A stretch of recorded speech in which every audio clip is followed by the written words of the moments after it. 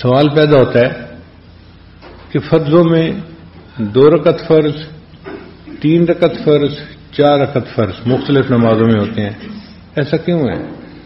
1 رکعت فرض کیوں نہیں، یا کچھ اور تعداد کیوں نہیں؟ علماء نے اس کا جواب لکھا۔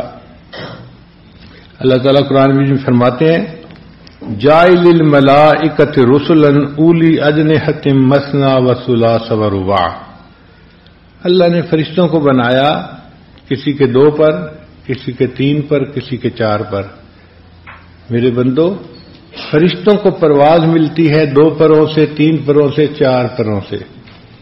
تم میرے بندے ہو، تم نماز ادا کرو گے، اس کی رکعتیں 2، 3 اور 4 ہوں گی فرض، اور ان فرضوں کی رکعتوں کے ادا کرنے پر تمہیں میری طرف روحانی پرواز نصیب ہو جائے گی۔